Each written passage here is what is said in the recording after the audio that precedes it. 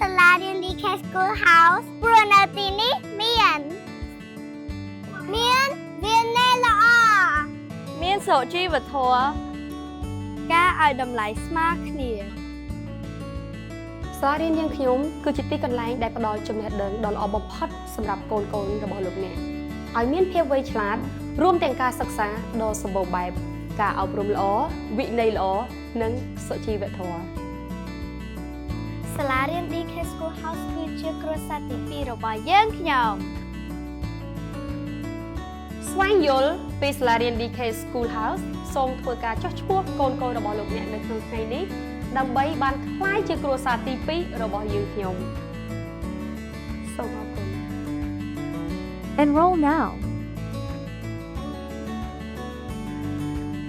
Your child's second family.